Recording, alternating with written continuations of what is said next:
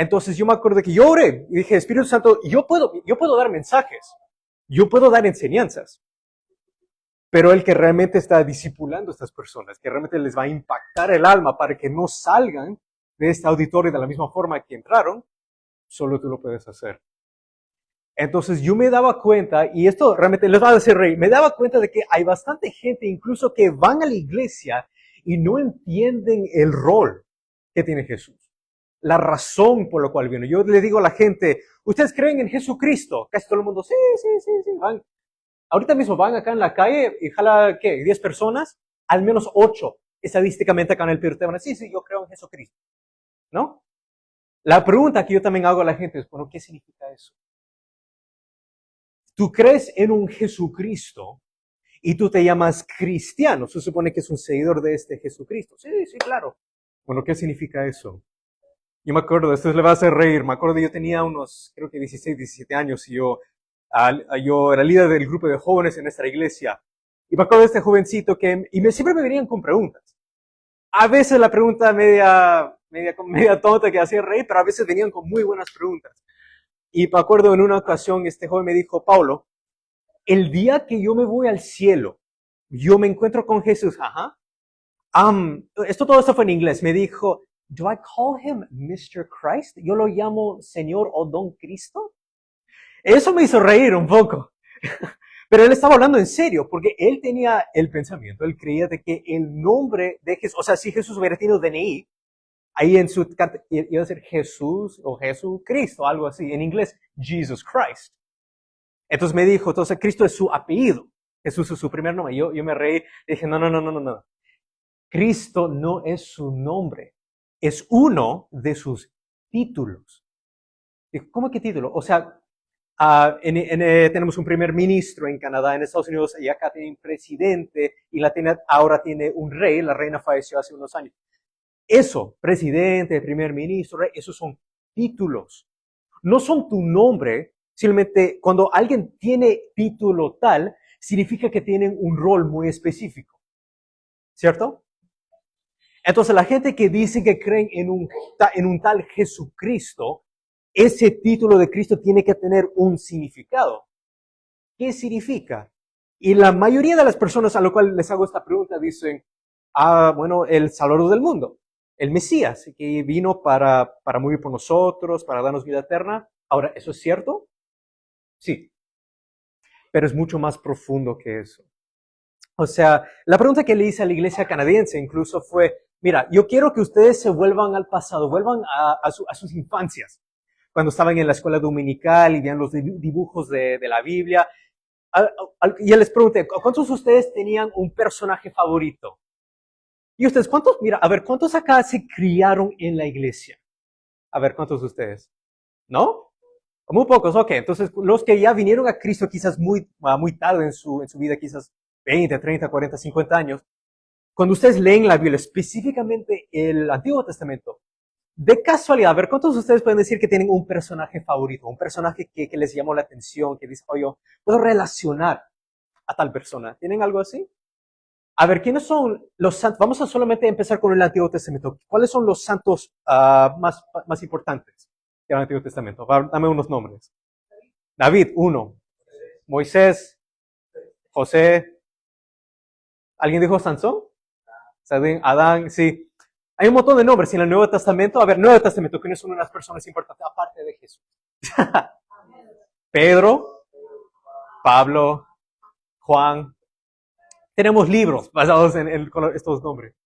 Entonces yo lo que le pregunté a la iglesia allá era, ¿se han dado cuenta de que quizás no todos, pero la mayoría de estos personajes bien conocidos, estos santos, estos héroes de la fe que conocemos, como David y Moisés y Elías, caen en al menos una de 3 categorías? La mayoría de los santos que servían a Dios y que nos daba una figura profética incluso del Mesías que iba a venir, caen en al menos una de 3 categorías. Profetas, sacerdotes y reyes. Entonces vamos a ir uno por uno. La primera categoría es profetas. Nombre algunos profetas.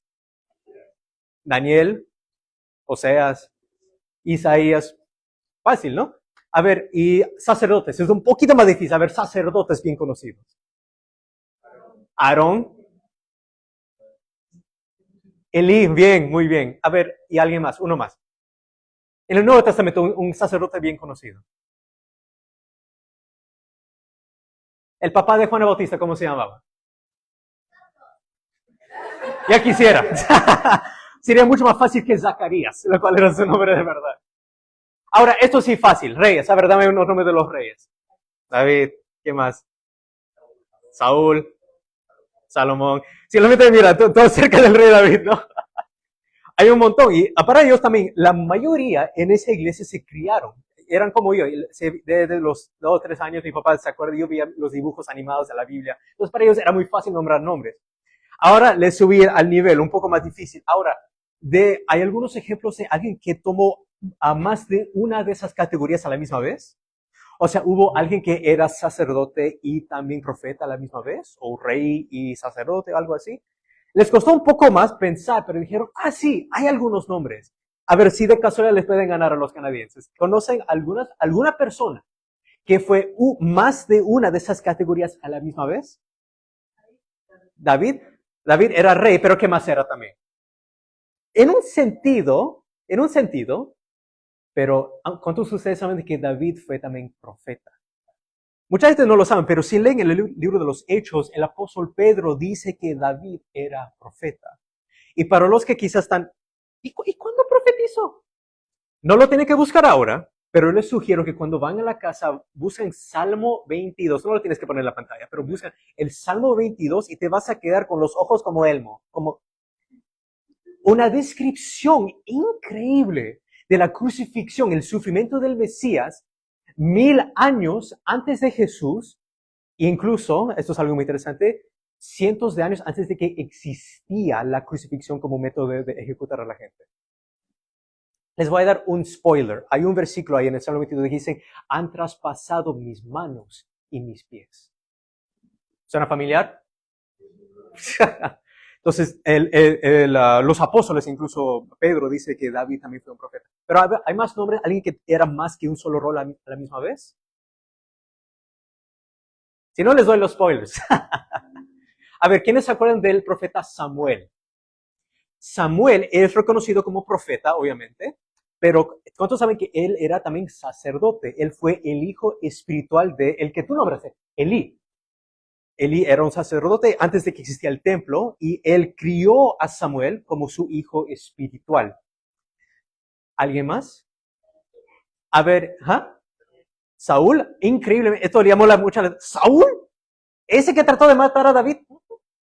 Ese mismo fue ungido como rey y Dios, interesante lo que hace el Espíritu Santo, para pararlo, no lo mata, no le manda un rayo, para darle tiempo para que David se escapa de él, el Espíritu Santo viene sobre Saúl y empieza a profetizar. Sale de su trance y se da cuenta, se me escapó David. ¿Cuántos de ustedes conocen el profeta Isaías? ¿Han escuchado? ¿Cuántos saben que él, antes de ser llamado como profeta en Isaías capítulo 6, él era primero un sacerdote? Entonces, hay varios ejemplos de gente en la Biblia que era más que solo uno, o sea, eran profeta y sacerdote o rey y profeta a la misma vez. Ahora, ¿hay alguien en la Biblia que fue los tres simultáneamente a la misma vez? Rey, profeta y sacerdote. Bueno, eso es el spoiler más o menos. Pero en el Antiguo Testamento, ¿hay alguien que tomó ese rol? Tiene que estar pensando un poquito, ¿no? Alguien cercano más o menos es Melquisedec en el libro de Génesis. Cerca, o sea, no llega, pero él dice al Biblia muy claramente, él bendice a Abraham y dice que va a prosperar en todo lo que hace. Entonces, en ese sentido es profeta, pero él es llamado rey de Salem y sacerdote del Dios Altísimo. Y hace poco nombraron a David, llegó muy cerca a ser los tres a la misma vez. O sea, todos conocen que él fue ungido como rey justamente por Samuel, ¿se acuerdan de esa historia? Y él fue llamado también como profeta. Él profetizó cómo iba a sufrir el Mesías antes de Isaías, mucho antes de Isaías 53, por si acaso. Pero hubo solo un momento en su vida que él también tomó rol de sacerdotal. Para los que quizás no saben la historia, él siempre tenía el deseo, por el hecho que él tenía palacio, y el arca del pacto estaba literalmente en una carpa en Shiloh, él dijo, esto no es justo, no. La presencia de Dios merece su casa, merece su templo. Dios le permitió a David a diseñar el templo, pero no lo construyó. Dios le dijo, tienes mucha sangre sobre tus manos, pero tu hijo, Salomón, él sí lo va a construir. Pero lo que sí hizo es de que él trajo el arca del pacto de Shiloh a Jerusalén. Y ni siquiera se sentía digno. Él dice, ¿quién soy yo para que el arca del Señor venga a mí? Parecido a las palabras de Elizabeth, cuando María viene a ella de, ¿quién soy yo para que la madre de mi Señor venga a mí? Entonces, él trae la presencia de Dios, entonces él quita sus ropas reales, o sea, de rey, y él se pone algo que se llamaba el efod. El efod era la ropa que usaban los sacerdotes. Ahora, él no era levita, pero igual en ese momento, en el espíritu, él tomó el rol de sacerdote y bailó delante de la presencia de Dios, dándole la bienvenida a Dios, a la ciudad que eventualmente tendría el templo después de que él muriera. O sea, David es el hombre más cercano que tenemos a alguien que era los tres. Imagínate como 3 círculos. A la misma vez. Pero se dan cuenta de que estos son llamados santos, son llamados héroes de la fe. Incluso me acuerdo de una serie de películas que mi abuela me regalaba, se llamaba Héroes de la Fe. La historia de Jeremías y de Isaías, estos hombres de Dios. Pero ninguno incluso hacía su rol perfectamente. Hasta el día de hoy, por ejemplo, si le preguntas a los judíos quién era el profeta más grande, el más importante en tu Biblia, lo cual nosotros también lo tenemos, de Génesis a Malaquías. Pero ¿quién era el profeta más importante? Casi todos dirán quién. Adivinen. Moisés. Porque Dios le dio la ley y él fue una de las pocas personas que conoció a Dios de cara a cara. Muy pocas personas tenían ese privilegio. Entonces muchos dicen Moisés, pero dígame, Moisés, hombre de Dios, sacó a su pueblo de Egipto con la mano de Dios. Era un hombre perfecto. ¿Por qué no entró él a la tierra prometida? Porque él desobedeció. Dios le permitió, antes de que él muriera, de que él vea la tierra desde el monte, desde lo que ahora es Jordania, vio la tierra, entonces él sabía que él había hecho su trabajo de sacar a su pueblo de la esclavitud en Egipto y traerlos a la tierra, pero por su desobediencia, Dios le dijo, tú no vas a entrar. Eventualmente Josué y los descendientes de él eventualmente entraron. Entonces un profeta, incluso el profeta más grande, no era perfecto. ¿Están de acuerdo? ¿Quién es el reconocido como el rey más grande, el mejor rey que tuvo Israel? Esto debe ser fácil. David. Hasta el día de todos. King David dice. David era un hombre perfecto. No. Incluso su historia es muy triste. Imagínense, es reconocido como el mejor rey que tuvo Israel, pero su familia era un desastre. Sí, les voy a dar unos spoilers para los que no quieren leer la Biblia. Muchos hijos de él murieron mientras que él estaba vivo por causa de su pecado. Solo algunos nombres. El primer bebé que él tuvo con Elizabeth ni siquiera sobrevivió una semana. Su hijo Absalón rebeló contra él y General Joab le traspasó en el corazón con una lanza. Su hijo Amnón, asesinado por Absalón antes de eso, por violar a su mitad hermana. Linda familia, ¿no? Pero ¿por qué sucedió todo eso? Porque David también pecó y reconoció su pecado y reconoció que su pecado llevaba consecuencias. Por eso, a pesar de todo lo que le sucedía, él siempre alababa al Señor. Decía, en todo lo que sea, sí voy a seguir adorando a Dios. O sea, no tenemos a profetas perfectos, no tenemos a un rey perfecto.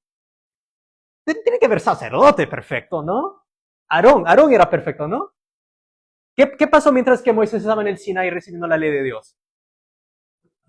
El becerro de oro. Oh, pero Elí, el padre espiritual de Samuel, él era perfecto, ¿no? ¿Qué hacía sus hijos en el tabernáculo? Fornicaban y él decía nada. Eventualmente Dios hace juicio, a Dios no se burla a nadie. Sus hijos llevaron el arca a la batalla contra los filisteos, y básicamente como una reliquia para que haga buena suerte. Así trataron a la presencia de Dios. Se supone que estos son sacerdotes, por si acaso, deberían saber mucho mejor.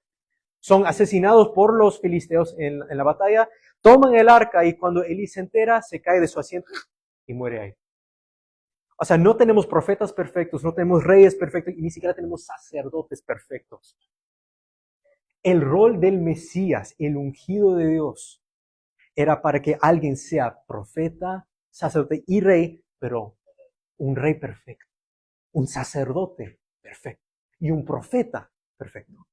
Todos los santos, nuestros héroes de la fe del Antiguo Testamento simplemente estaban mostrando, estaban dando una sombra de alguien mucho mayor que había de venir. Eso es exactamente lo que vemos en Jesús. Y incluso yo di esta enseñanza en Huancayo, mi papá me dio unos 5 minutos para decir, a ver, explícales la importancia del Espíritu Santo. Y justamente el Espíritu me ayudó con esto. Darse cuenta que estos 3 roles son muy distintos. Un profeta no es como un rey, ni como un profeta, ni como sacerdote, pero ¿sabes qué? Tienen algo en común. Cada uno de esos roles depende de la unción del Espíritu Santo. El primer rey, ¿quién era el primer rey de Israel? No era David, era el rey Saúl. Él no podía ungirse a sí mismo. Primero Dios llamó a Samuel desde muy niño. Él fue ungido como sacerdote, criado bajo la paternidad espiritual de Elí. Él fue ungido como sacerdote primeramente, y de niño Dios lo llamó también como profeta en la noche, llamándole por nombre, Samuel, Samuel. ¿Se acuerdan de esa historia? Muchos años avanzaron y la gente lo miraban a él como esa autoridad espiritual y le decían a él, danos un rey para que podamos ser como las otras naciones. Al inicio decía, Dios, pero Dios es nuestro rey. No, queremos un rey que podemos ver. Él va delante de Dios y dice, ¿qué hago? Dios tenía un plan. Sí, quizás teniendo un rey físico no era lo mejor, pero Dios lo iba a usar para bien. Y Dios le indica, este hombre del tribu de Benjamín, Saúl, tú lo vas a ungir como rey. Y a pesar de todos los errores que mucho más adelante Saúl cometió, porque más que solamente persiguiéndole a David, pero él asesinaba a sacerdotes, ¿se acuerdan? Terrible. Y casi mató a su propio hijo. Cuando Jonathan le defendía a su amigo, agarró una lanza y se lo tiró. Felizmente tenía mala puntería, pero con la justa casi le dio, ¿no?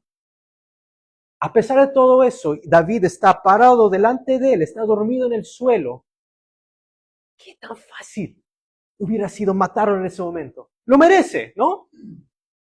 Y hasta su soldado, mira, yo entiendo que él es el padre de tu primera esposa, de Mical. Entonces yo entiendo si no lo quieres matar. Si tú quieres, yo lo mato. Él dice, no, jamás me atreveré a tocar a quién. ¿Qué dice él? Al ungido de Dios. O sea, David entendía, este hombre es un hombre terrible, un asesino, pero ese aceite igual sigue sobre su cabeza. La unción del Espíritu Santo sigue sobre él. El día que Dios decide que es su tiempo para irse, tomaré la corona. Él ya sabía que él fue ungido como rey, pero él no quería apresurarle a Dios. Él sabía, Dios me va a poner esa corona sobre mi cabeza cuando es su tiempo. Eventualmente, para los que no han leído la parte final de Primera de Samuel, el mismo rey Saúl lucha en una batalla en el monte Gilboa contra los filisteos y en términos peruanos, los filisteos le ganan por goleada.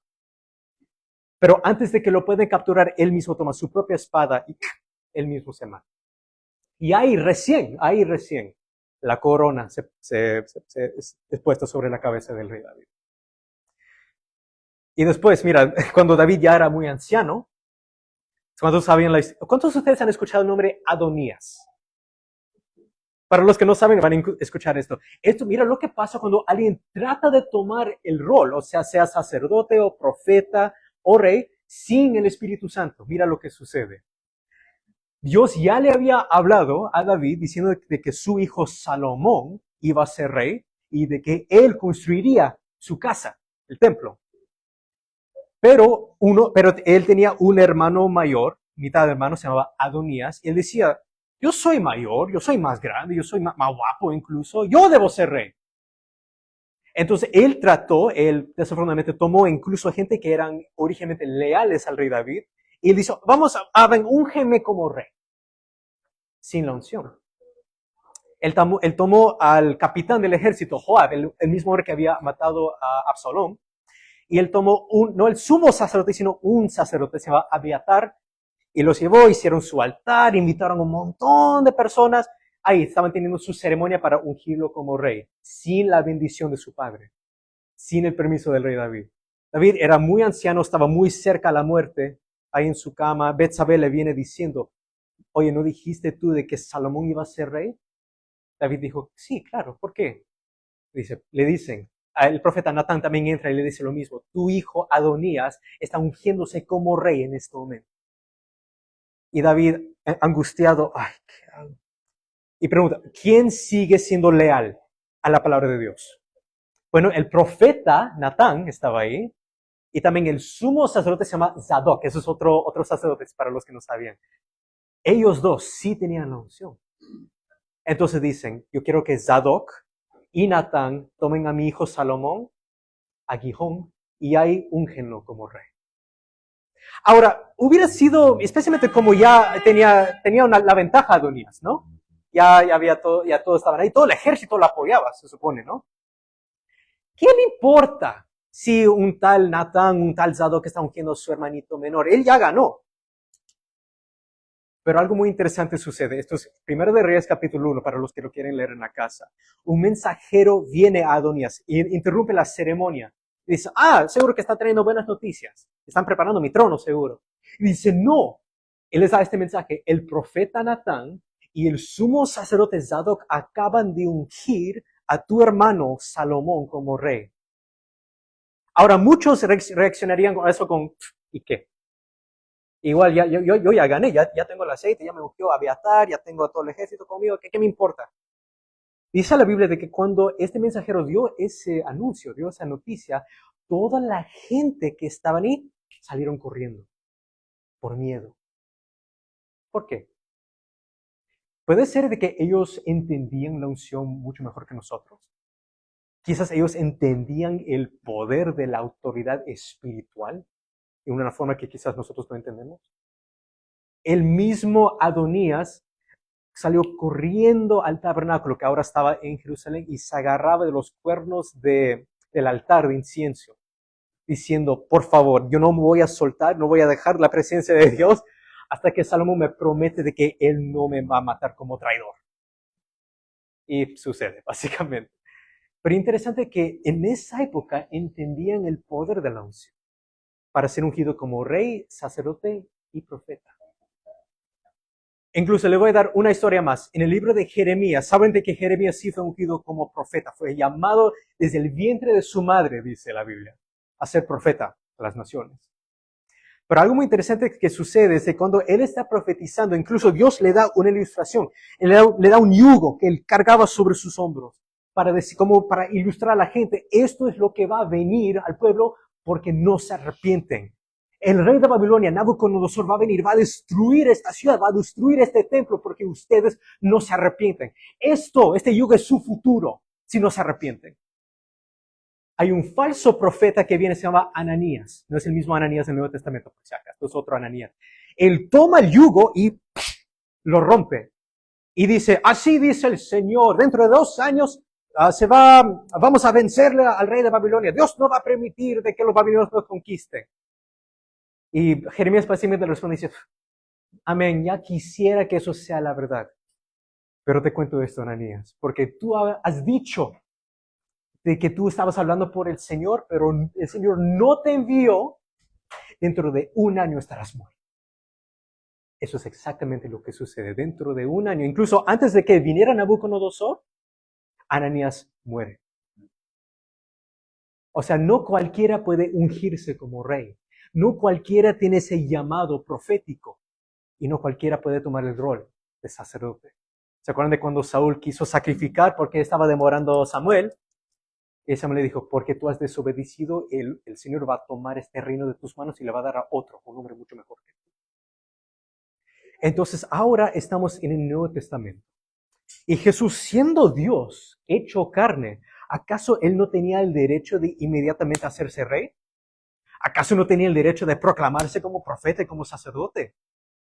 Perfecto, incluso, mucho mejor que todos los santos del Antiguo Testamento combinados. Y por eso cuando Él viene delante de un profeta y un sacerdote, Juan el Bautista, aunque no lo crean, este hombre vestido con ropa de camello, parecía un mendigo básicamente. A pesar de eso, por ser hijo de Zacarías, del tribu de Leví, él era no solo profeta, pero era un sacerdote de Dios. Y cuando ve a Dios en carne, ahora es su primo delante de él, dice, yo debo ser bautizado por ti. Tú eres Dios, yo no. Yo solamente estoy preparando el camino. Pero Jesús le dice algo interesante, le dice que esto se haga para cumplir toda justicia. Y por mucho tiempo yo no entendía eso. ¿Qué significa para cumplir todo? El mismo Dios, humillándose, tomando la forma de un siervo, como dice Filipenses 2, Él se sometió a su propia ley. O sea, Jesús sabía, para yo primero, para ser rey, para ser profeta y para ser sacerdote, yo tengo que primero ser ungido como tal. Entonces Juan obedece, lo bautiza en el río, pero no es el agua que hace el poder para que él ahora empiece su ministerio. Es el hecho de que los cielos se abren y el Padre lo unge. Ahora ya no con el aceite que representaba el Espíritu Santo, sino con el mismo Espíritu Santo. Ahí lo proclama como su hijo amado y que su complacer está con él. Y ahí recién a los 30 años Jesús empieza su ministerio. Ahora la pregunta más importante. Eso es lo que significa Jesucristo. ¿Se acuerdan la pregunta al inicio? Eso es el rol del Mesías, el Cristo. Tienen el mismo significado por si acaso. Mesías viene del Meshiach en hebreo. Cristo viene del griego Christos, tiene el mismo significado, el ungido. Quien el Espíritu Santo iba a descender para ungir. Por eso que dice la profecía de Isaías en Lucas capítulo 4. Lo primero que lee Jesús, la primera vez que vemos a Jesús leyendo la Biblia, Él dice, el Espíritu del Señor está sobre mí porque Él me ha ungido. Entonces por eso Él cierra el libro y dice, el día de hoy esta palabra se ha cumplido. Y lo reciben con mucho gozo. No, casi lo tiran de un barranco. Lucas 4, para los que no saben esa historia. Pero ahí empezó su ministerio. Él esperó 30 años. Imagínate, 30 años desde que los pastores vieron los ángeles cantando por su nacimiento. Esperó el tiempo de su padre. Que diga, ahora es la hora. Algo muy interesante que aprendí. En el tiempo del Torah, o sea, durante la época de los levitas y todo eso, los sacerdotes recién se ungían a los 30 años. O sea, el mismo Dios, el Hijo hecho carne, se sometió a la ley de su Padre. Entonces, si nosotros somos cristianos, pequeños Cristos, ¿qué significa eso para nosotros? No solamente nuestro rol, nuestro trabajo, no solamente es escuchar las enseñanzas y tratar de imitar las enseñanzas de Jesús, eso es parte, es muy importante. Pero realmente, esto le llamó la atención a la gente. Si tú te llamas cristiano o cristiana, tu rol que Dios, literalmente la tarea que Dios tiene para ti, es que tú tomes tu rol como rey, profeta y sacerdote. Eso es lo que es. Es como interesante, ¿se acuerdan de que fuimos a Juan capítulo 16? Por favor, pongan en la pantalla, para darles un poco de contexto, a Juan 16, desde el versículo 7 al 9. Ahora, Jesús literalmente está solamente a horas de la cruz. Él está en el jardín, ahí con sus discípulos, enseñándoles, dándoles unas instrucciones antes de que Él va a la cruz. Literalmente, Judas ni siquiera está ahí. Mientras que Jesús está diciendo estas palabras, Judas está ahí recibiendo la platita por traicionar a Jesús. Y está en camino para arrestarlo. Y Jesús lo sabe muy bien. Pero antes de todo eso le está dando la promesa del Espíritu Santo. Porque le está diciendo muy claramente, yo me tengo que ir. Esto es parte del plan, yo me tengo que ir, pero yo no los voy a dejar como huérfanos. Acá, ya, perfecto. Acá en el 7 dice, pero yo les digo la verdad, les conviene de que yo me vaya. Porque si yo no me voy, el Consolador no vendrá a ustedes. Pero si me voy, se le enviaré. Ahora, Él va a dar unas promesas. Porque a la gente le encanta hablar sobre cuando Jesús da promesas de que los voy a bendecir y cosas así, de que Dios, en el Antiguo Testamento, los voy a prosperar, que prosperen en todo. la gente ignoren que Jesús también dijo de que en este mundo van a tener aflicciones. La gente les encanta Jeremías 29:11. Yo conozco los planes que tengo para ti, dice el Señor, para prosperarte, para darte un futuro. Entonces mucha gente, las iglesias no están llenas de discípulos. Jesús dijo, anda por todo el mundo, hagan discípulos de las naciones, pero el día de hoy, en el siglo XXI, esto aplica por todo el mundo por si acaso, no solamente en el Perú, no solamente en Canadá, hay congregaciones que no están llenos de discípulos, están llenos de adictos nomás. ¿A qué me refiero con eso?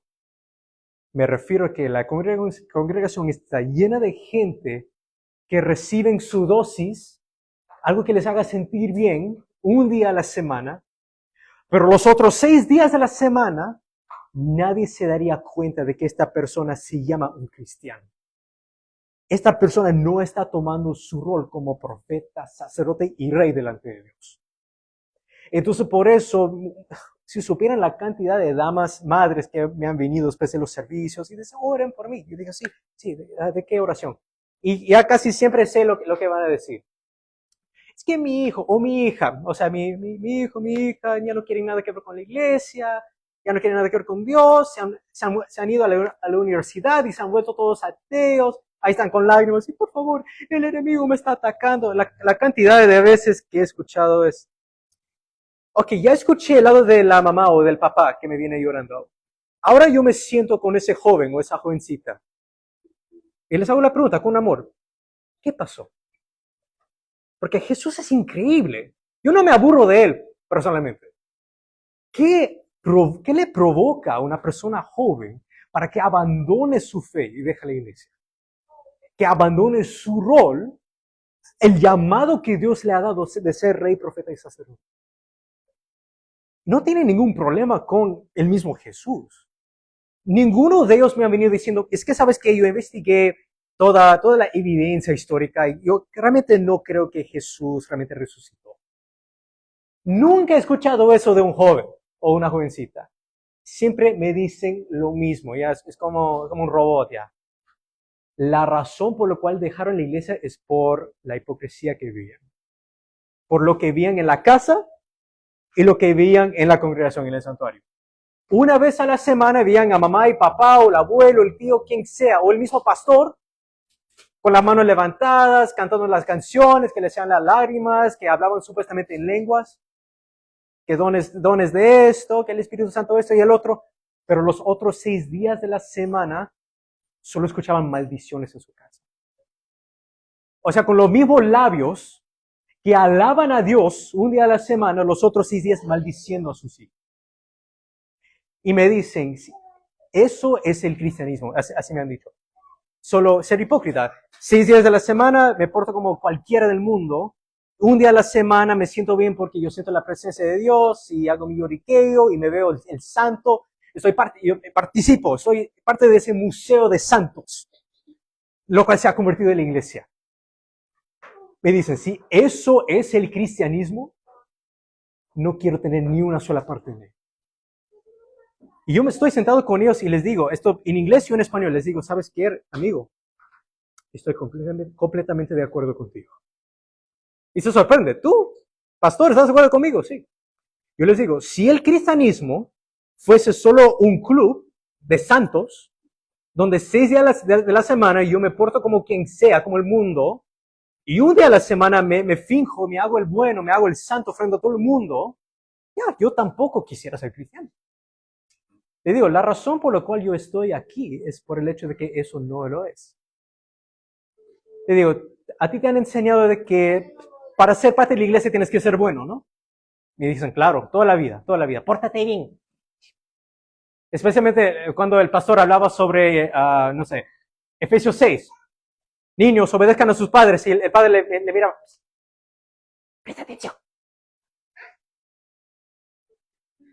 Pero en la casa ignoren el versículo 4. No lleven a sus hijos a la ira, no provoquen sus hijos a la ira, sino instruyenlos en los caminos del Señor. Yo les digo con todo corazón, yo no soy un hombre bueno. Yo no predico por ser un hombre bueno. Yo ni siquiera asisto a la iglesia por ser hombre bueno. Yo les digo, soy un hombre redimido. Eso es una diferencia muy, muy importante. La razón por la cual yo me llamo rey, sacerdote y profeta de Dios, no es porque yo soy bueno, porque yo gané ese puesto, sino porque el verdadero rey, profeta y sacerdote, el Mesías, me ungió con su Espíritu Santo, que quitó esa naturaleza caída, lo clavó en la cruz, como dice Gálatas 2:20, para que ya no vivo yo, sino ahora Cristo, el Mesías, el rey, profeta y sacerdote, ahora vive en mí. Y la vida que yo vivo, ahora yo lo vivo en su nombre, de aquel que me amó y dio su vida por mí. Eso es lo que es. Eso es lo que significa ser cristiano. Y les trato de animar diciendo, no, ya no, si tú quieres ver a Cristo, ya no mires a tu papá, a tu mamá, ni siquiera mires al pastor. Si quieres ver a Cristo, mira a Cristo. Yo predico esto, incluso yo le digo a la gente, yo también voy a fallar en ese rol, una y otra vez. Pero justamente esto es lo que hace el Espíritu Santo. Jesús acaba de decir de que él tenía que ir y les convenía, porque si él no iba, no podía enviar al Consolador. Y mira lo que hace el Espíritu Santo. Él no te hace que te sientas bien un día a la semana y después permite que tú vivas como tú quieras el resto de la semana. Dice acá muy claramente, voy a leer de acá, mejor. Cuando Él venga, cuando el Espíritu Santo viene, convencerá al mundo del pecado, la justicia y de juicio. Ahora, algo muy interesante, les acabo de decir hace poco de que un rey no se podía auto-ungirse. Eso lo intentó Adonías y quedó mal. Un profeta no puede auto-ungirse como profeta. Eso sucedió con Ananías, quedó muerto. Y un sacerdote como Saúl, por ejemplo, ni siquiera podía hacer eso, porque cuando trató de sacrificar para Samuel, cayó en juicio. Pero algo muy interesante, en el Antiguo Testamento, ¿quién enviaba a Dios al pueblo de Israel para lidiar con el asunto del pecado? O sea, si alguien en el pueblo de Israel pecaba, ¿a quién tenían que irse para ser purificados de su pecado? Al sacerdote. Por eso Dios ve en el Torah, no solo en Génesis de Deuteronomio, pero ven en Levítico, y todo está ahí. Por pecado tal, tienen sacrificio tal, tienen purificación tal, ¿no? O sea que cuando el Espíritu Santo viene, va a convencer al mundo de pecado, o sea, van a haber gente que reconozcan su pecado, pero ahora tienen que buscar un sacerdote. Ya no tenemos un templo en Jerusalén, hay una mezquita ahí en su lugar. Entonces, ¿quiénes son los sacerdotes que el Espíritu Santo va a usar para convencer a un mundo del pecado? La iglesia. ¿Quién enviaba a Dios al pueblo cuando la gente estaba viviendo vidas de pecado? Los llamaba al arrepentimiento para vivir una vida de justicia. ¿Quién enviaba a Dios? Los profetas.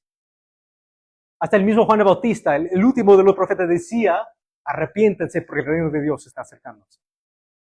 ¿Y quién tenía la responsabilidad en el pueblo de Dios para ejecutar el juicio? El rey. O sea, lo que yo estoy viendo en esta promesa de Jesús es que cuando el Espíritu Santo viene, Él va a usar la iglesia, Él va a usar esta gente llenos del Espíritu Santo, llenos de la unción, para lidiar con el asunto del pecado, justicia y juicio. Esto es tu responsabilidad. Eso es lo que significa ser cristiano. Incluso me acuerdo, hay muchas familias allá en la iglesia de Toronto. Yo veo un montón, desde el púlpito veo familias enteras, mamá y papá y los hijos. Y me llamó la atención porque muchas veces los hijos están en su teléfono nomás, ni siquiera están prestando atención a la prédica. Pero en esta prédica, era como, no sé, alguna vez han visto a un perrito que está... Estaban prestando atención. Incluso los hijos estaban prestando atención. Porque tenían más o menos la mentalidad, oh, yo estoy atacando a los padres, estoy diciendo, ustedes son malos padres. Y los hijos, yeah, you tell them, decimos en inglés, dilo. No. Y yo le digo, para ustedes hijos, cuando dice Pablo en Efesios 6, hijos obedecen a sus padres, no lo está diciendo solo para molestarles, no solamente para quedar bien con los padres.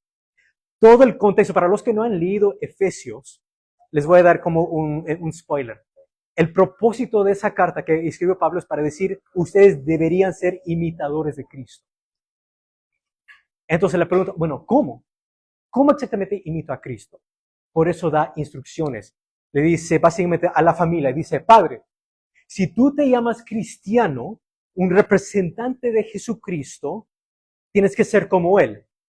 ¿Qué hizo Cristo por ti? Él dio su vida por ti, derramó su sangre por ti. Entonces por eso dice, maridos, hombres, amas a su mujer así como Cristo amó a la iglesia y dio su vida por ella.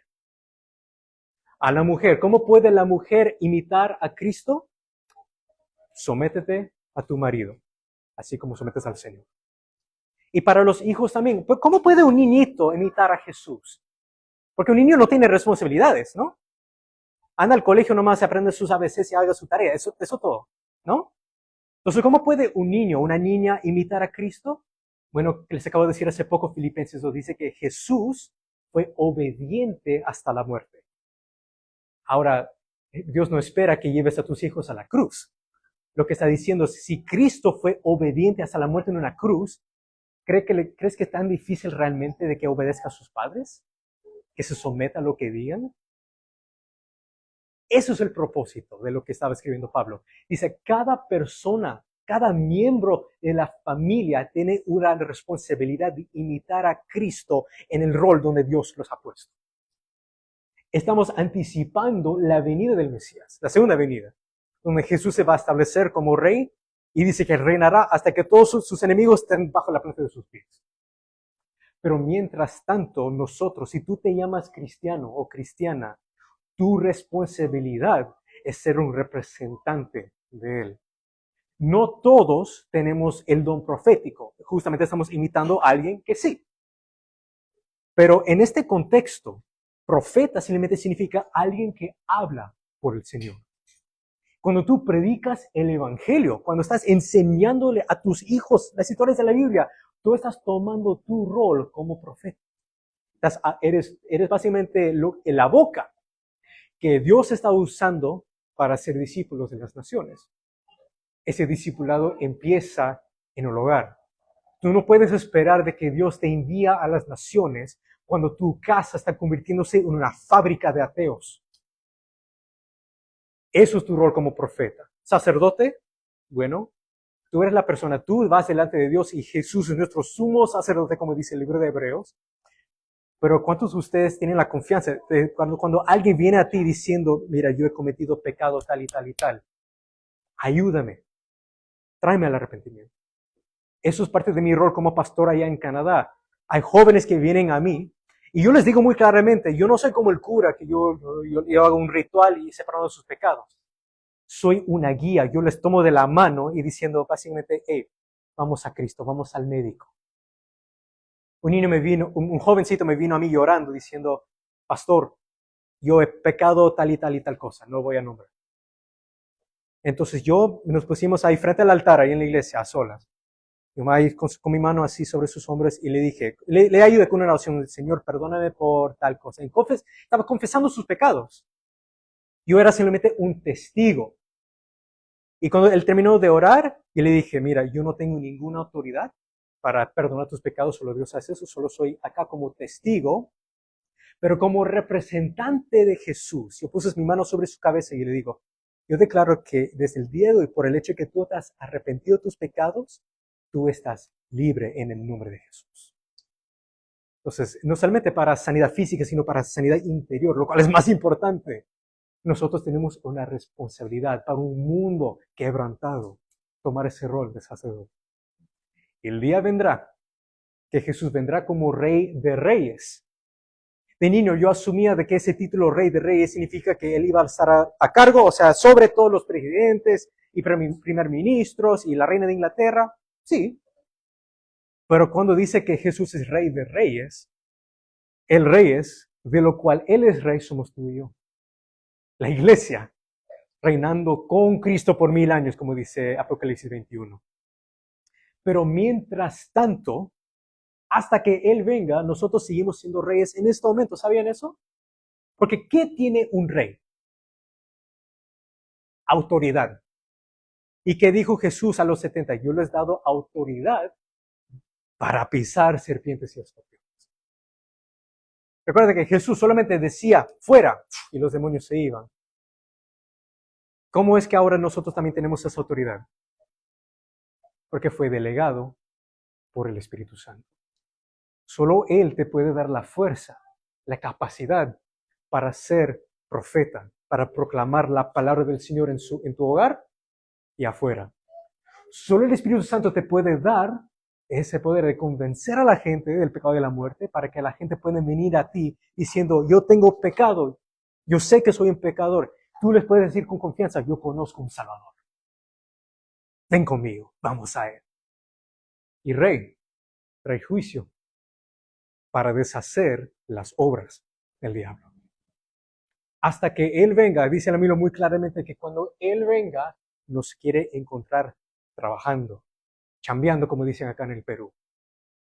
Pero, ¿trabajando en qué? Esto. Tomando tu rol como sacerdote, profeta y rey delante de Dios.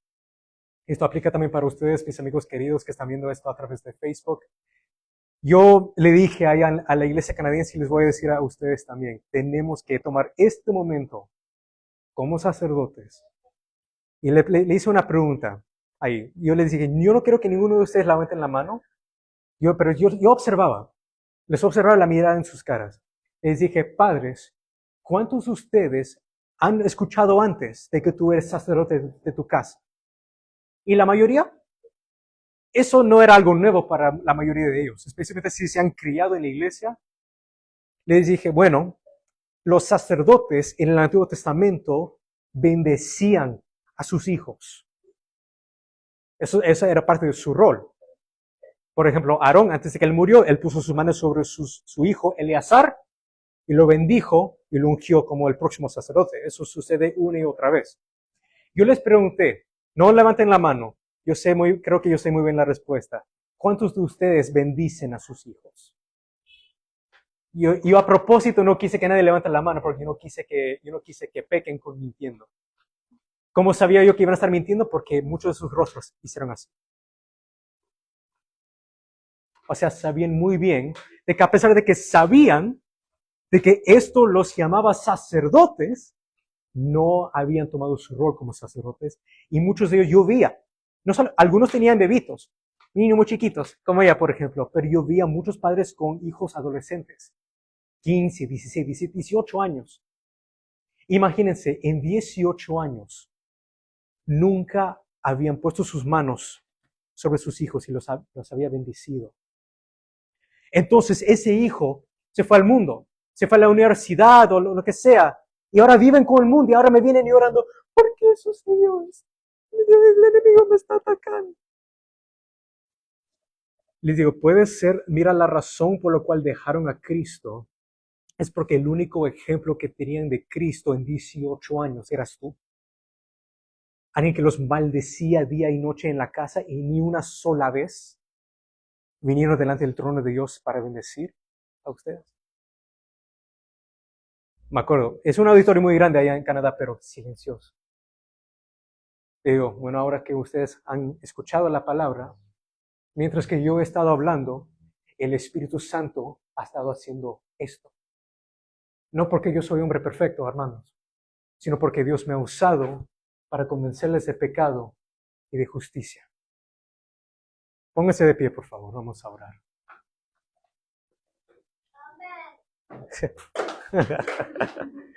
No aplauso, esto no es un show, hermano. Vamos a venir delante de Dios. Muchos de ustedes, quizás sus hijos ni siquiera están aquí presentes. Pero si es que están, por favor, yo creo que las familias, cada uno se acerque. Mamá o papá, se acerquen a sus hijos, por favor. Vamos a tomar un momento. Y sí, mira, y si tus hijos no están presentes en este momento, vamos a orar igual, pero yo voy a ser muy canadiense con ustedes, les voy a dejar tarea. Yo quiero que cuando ustedes vayan a la casa, especialmente esto es más fácil si tus hijos o tus hijas viven con ustedes en su casa. Si es que tus hijos ya son adultos mayores, ya se han ido de la casa hace rato. Yo quiero que igual vayan a la casa. Tenemos una tecnología que se llama el celular. En la época de Pablo, él envía una palomita nomás, ¿no? Eso era su Twitter de esa época. Ya no tienen excusa, hermanos y hermanas queridas. Incluso si tu hijo tiene 30 años y nunca lo has bendecido, yo quiero que ustedes, si lo llamen, le pidas perdón. Primero vamos a venir delante de Dios para pedirle perdón, pero después Dios te va a también dejar una tarea. ¿Ok? Yo te perdono porque tú eres hija, eres hijo mío, te amo, derramé mi sangre por ti en esa cruz. Pero ahora, ¿qué vas a hacer al respecto? ¿Qué vas a hacer con esa misma gracia que yo les estoy dando?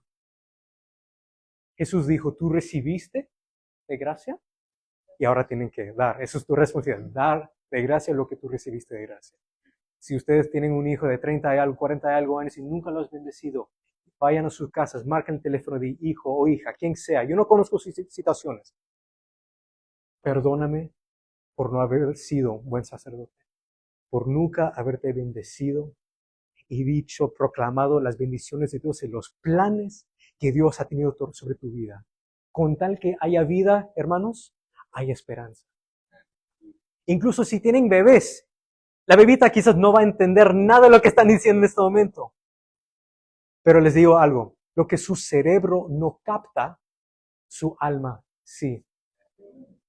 Si es posible que un niño puede crecerse sintiéndose rechazado, sintiendo rechazo, porque desde el vientre vientre mamá y papá decían, no tenemos tiempo para esto, y vive toda su vida diciendo, nadie me quiere. ¿Quién le dijo eso? Estaba en el vientre, ¿cómo pudo escuchar eso? Sí, sus oídos no escucharon nada, pero su alma sí. El alma se puede contaminar o se puede alimentar. Entonces, incluso con tu bebita, en este momento, quizás ella no va a entender nada de lo que está sucediendo, pero si ustedes deciden bendecir, incluso sus bebés, van a darse cuenta que ese hijo va a crecer. Y cuando le dice, ¿quién eres tú? Van a poder decir con confianza, soy hijo, soy hija de Dios. Yo tengo unos amigos en Minnesota, ustedes lo conocen, Rochi y Richard. Me dijeron que desde niñita, tiene una hija que se llama Natalia, ya tiene 16 años. Pero me acuerdo que Rochi me decía de cariño, si estás viendo esto, Rochi, hola.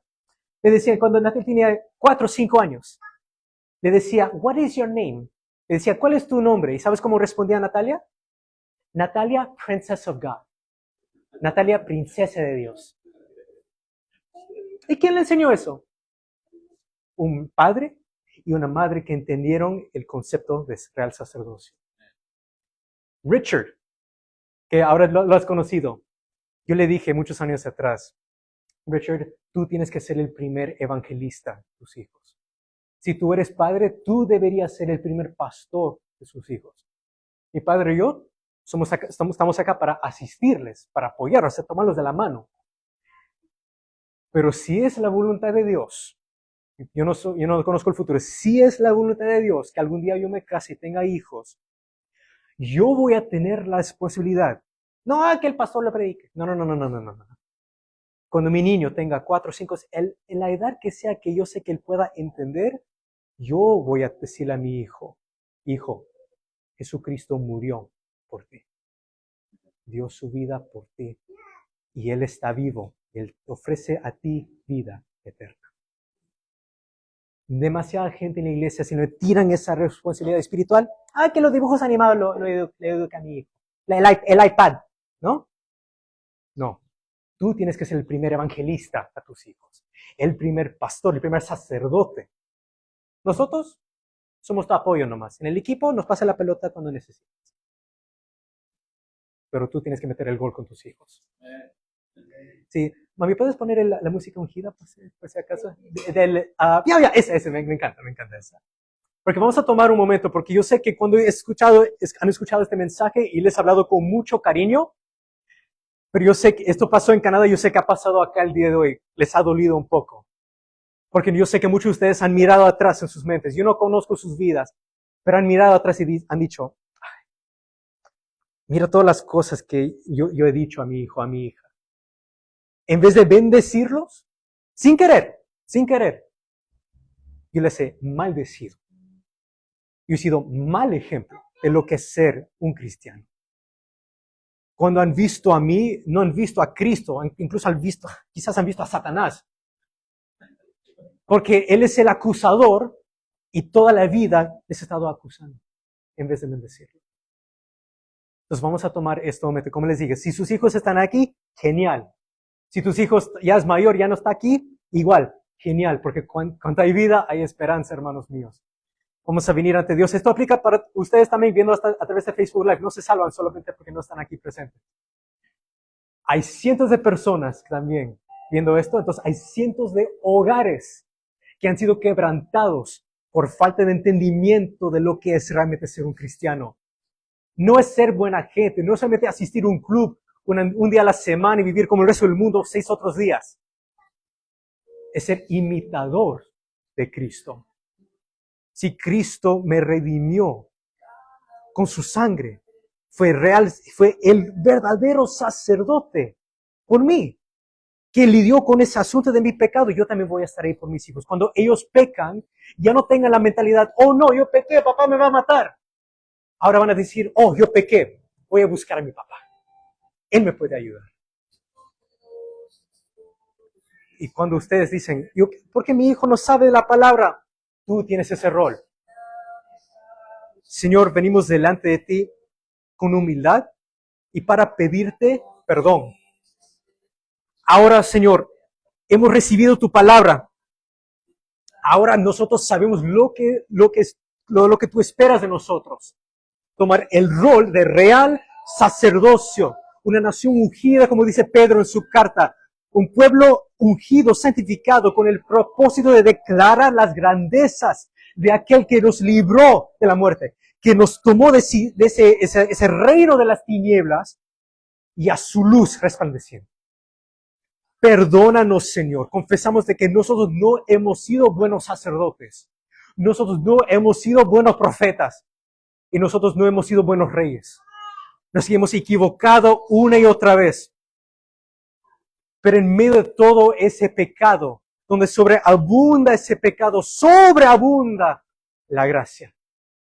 Donde abunda el pecado, sobreabunda la gracia. Y venimos ante tu trono de gracia y tenemos tanto miedo, pero el mismo Cristo Jesús se fue a la cruz con más confianza que nosotros vamos a su trono de gracia. Imagínense eso. Entonces, Padre, perdónanos por nuestra cobardía, por nuestro egoísmo, todo lo que nos ha parado, nos ha separado de ti, de ese rol de tu Espíritu Santo. Perdón, gracias, Señor, por tu misericordia. Tú siendo Dios, conociendo todas las cosas, sabiendo muy bien de que muchos de nosotros nos íbamos de ese santuario para vivir como el resto del mundo. Y a pesar de saber eso, igual nos ha tocado. Igual te ha sanado, igual te ha dado libertad. Sabiendo muy bien de que el próximo día ibas a maldecir a tu hijo en tu casa. Igual no te abandonó. Tú tienes un privilegio incluso que Saúl no tuvo. El Espíritu del Señor se quitó de Saúl por su pecado. Pero mira cómo Dios no ha hecho eso contigo. Mira cómo el Señor no te ha dejado como huérfano, sino al contrario, Él ha venido a ti. Él ha enviado su Espíritu que te convence de pecado, justicia y juicio. Con el propósito no de llamarle la atención, con el propósito para que cambies. Si tú eras un mal sacerdote, de ahora en adelante eres un buen sacerdote. Eres un buen representante de Jesús. Cuando tus hijos te miran, ya no ven a mamá y papá, ahora ven a Cristo que vive en ti. Ahora tú quizás alguna vez eras un mal profeta y tú profetizabas sobre ellos diciendo, tú eres un bueno para nunca vas a lograr nada en la vida. Vas a ser igualito a tu mamá, igualito a tu papá. Un fracaso. De ahora en adelante, ahora eres un buen profeta diciendo, el Señor te ha ungido para liberar a los cautivos, para abrir los ojos de los ciegos, para proclamar libertad a los cautivos. Eso es la profecía que ahora le vas a decir a tus hijos. Y tú que has dejado puertas abiertas, tú has dejado que todos los poderes de las tinieblas, que Satanás toma dominio de tu casa. Ahora tú tomas tu rol como rey.